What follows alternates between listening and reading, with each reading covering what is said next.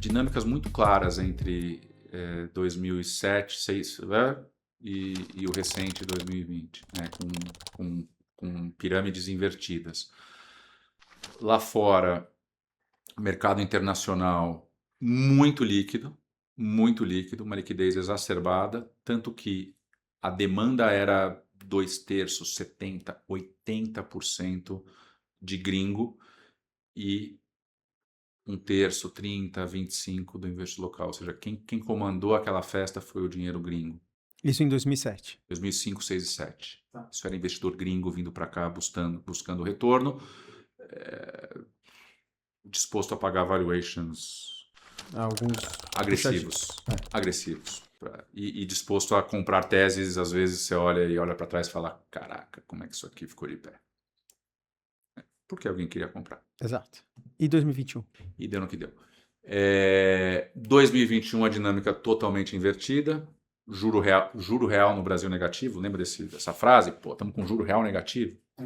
2% de Selic. Pô, aquela avalanche de investidor local. Pô, como é que eu aloco o meu dinheiro para não... Porque a renda fixa deixou de existir. Para não deteriorar Para não deteriorar. E aí vem a avalanche. E aí a pizza inverte. Você teve demanda 70%, 80%, 85% de investidores locais que subsidiaram esse boom. O boom de 2007, isso em dólar. E o dólar lá era, obviamente, FX bem diferente, mas em dólar para tentar normalizar. Em número de operações, lá foram 67 IPOs, aqui agora 45, alguma coisa assim. Lá a gente teve 30 bi de dólar, aqui a gente teve 15. Entendi. Foi a metade. Entendi. De IPOs? De IPOs, estou falando não de IPOs. ofertas. Não, de IPOs, estou pegando os 2 anos de IPOs. E faz 4 anos que a gente não tem IPO no Brasil? Faz 4 anos que a gente não tem IPO no Brasil. O que precisa mudar para ter um novo ciclo de IPOs no Brasil? Que eu vi uma palestra de um economista de um banco grande aí, ele fala que tem um monte de empresa pronta para fazer IPO de diversos setores. Você sai do ICM, o ICM não sai de você, né? Essa aí é a boa. A gente deve ter... Bom, a expectativa é que começo do ano a gente tenha, acho que nomes que estão na mídia, vindo para uma listagem lá fora. O mercado lá fora ele está aberto e pode ser que a gente tenha aí já em janeiro algumas transações precificando, mas acho coisa pontual, coisa grande, coisa...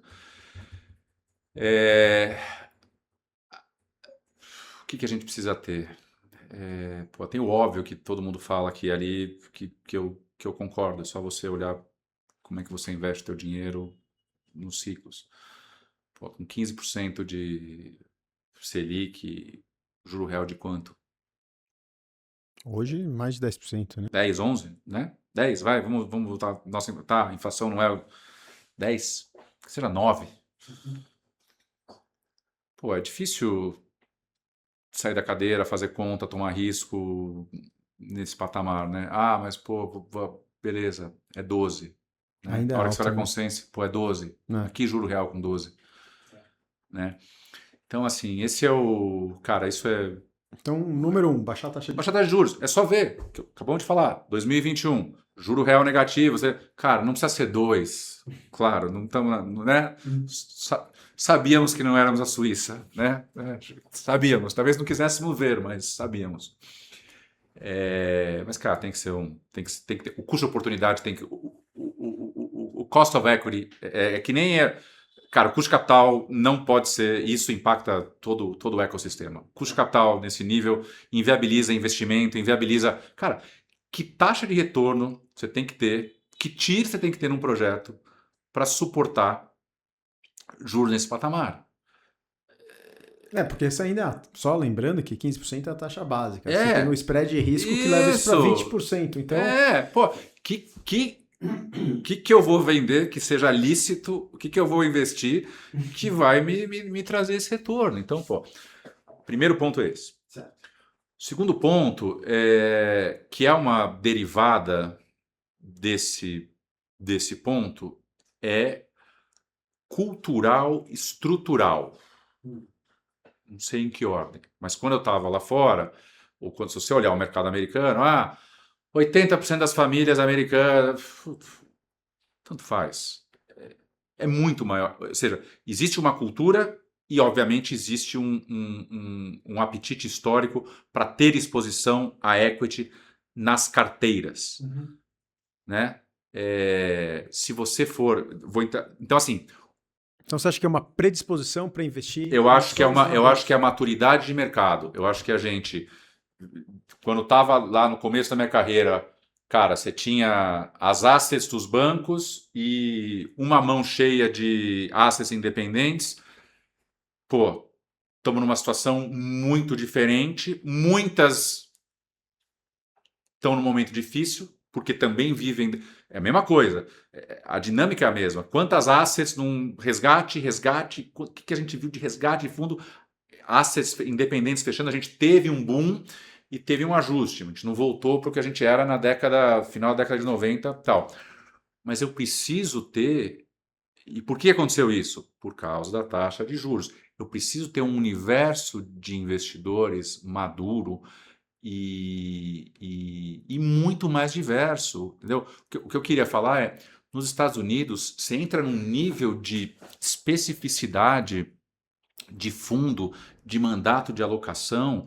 Pô, eu no meu, entre Bofa e Centra, eu mexi um pouco com uma startup de health tech. O ponto é, você tem lá fora um mercado desenvolvido de startups de healthcare que estão searching drugs e que fazem o funding do FDA approval process por mercado de capitais. Você fazer um FDA nível 1, um trial nível 2, assim, você está falando um custo de 40 milhões de dólares. O FDA é a Anvisa brasileira. A Visa americana. A Anvisa... FDA é a Anvisa americana. Pô, Food and Drug Administrator. Cara, para você colar um trial extenso, são 40, 50 milhões de dólares. Esse cara, e aí, puta, é o cara da faculdade, não sei o quê, cara. Um PI ou um VC, alguém vai pro tal. Esse cara vai no mercado.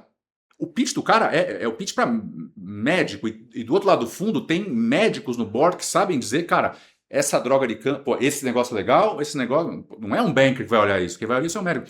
E esse cara levanta 50 milhões de dólares via equity na NYSE ou na Nasdaq para fazer um funding que é um investimento strike ou canaleta. É um capital de risco. Mas o nível de especificidade, ou seja, mas esse cara é o spread and pray. Cara, eu vou fazer 20, porra, uma dessa vai virar o Mounjaro, o que quer que seja, o Ozempic. É muito nessa linha. Mas o cara está disposto a tomar hits porque o FDA dá não, acho que você tem uma chance de tentar dar uma pedalada, mas se não velho, right of for. Então assim, cara, o mercado que você tem, tudo bem, não são deals de bilhão, mas o mercado que você tem bolsos dispostos e designados para olhar isso, pô, isso é um mercado maduro. Estamos muito longe, mas assim, eu só queria fazer o ponto de... Então, assim, é taxa de juros e é chegar numa maturidade de mercado. Pô, regulatório, arcabouço regulatório... vamos estar evoluindo. Você acha que o arcabouço regulatório melhorou nos últimos 5 anos ou não? Para emissões de ações iniciais, para IPOs.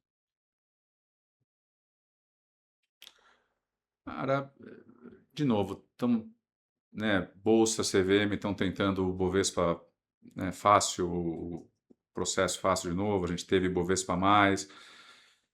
Eu estava até discutindo isso com um dos heads da cadeira de um bancão hoje, que foi meu analista no passado, hoje a gente foi almoçar essa semana. Eu acho que o buraco é mais embaixo, cara. O buraco, você pode... Claro, tem que ter. Mas enquanto você não resolver aqui, você não vai conseguir ter ofertas de 50, 100, 200, 300 milhões, 400 milhões. Né? O Brasil é interessante isso, né? A gente criou um paradigma em algum momento que ainda é válido. Cara, eu tenho que ter... Tua transação tem que ter 1 bi. Né? Um número mágico. Se você pegar de 2002 até o último IPO, eu olhei esse dado, 44% dos IPOs no Brasil, 44% dos IPOs do Brasil foram entre 150 e 200 milhões de dólares. Ok? Então, assim, é o sweet spot. E por que é o sweet spot? Porque muita gente se machucou com a questão da liquidez. Então, criou-se esse mantra de que, cara, no mínimo você tem que ter uma transação de um bilhão de reais, ou o que quer que seja. Por quê? Porque o fundo que está do outro lado quer ter a garantia que você vai ter janela de entrada e de saída. Pô, mas o valuation está barato. Beleza, mas o que adianta eu estar comprado num valuation que, se eu boto isso na cota do meu fundo, eu não consigo me desfazer disso num horizonte que faz sentido. Então, eu acho assim, o sistema, ou os agentes do sistema buscam soluções, né? Como eu falei, o Bovespa Fácil, você facilita as regras de reporting, a questão de custo para a emissão, buscando empresas menores, mas a empresa menor não vai fazer uma transação se não tiver o comprador. E o comprador não vai comprar se E o comprador não vai liquidez. comprar, e o comprador não vai comprar se tiver liquidez. Uhum. Então, de novo, a gente pode dar voltas e voltas e voltas aqui. Eu acho que hoje a gente tem no Brasil um sistema, ou um arcabouço regulatório sólido, respeitado, tem suas questões, né? O próprio novo mercado já passou e, né, vira e mexe, tem discussões aí sobre rever suas regras, etc e tal, mas não tem jeito, cara. É mais um dos elementos afetado pela dinâmica que a gente como país passa. E aí você pode tentar justificar por que a taxa de juros está nesse nível e etc e tal. Então, é uma sinuca de bico. É uma sinuca de bico. Você sabia que nesse livro, De Cabeça no Mercado Financeiro, Os 6 Passos para se tornar um banker, tem tudo que você precisa saber sobre carreira no mercado financeiro? Aqui eu falo sobre as principais carreiras, como é que elas são diferentes. Eu trago um capítulo que ficou sensacional com os diários, o diário de um banker, o diário de um analista de research, o diário de um banker de sales. Você conhecer o que será que faz sentido para você. Vale a pena você consultar.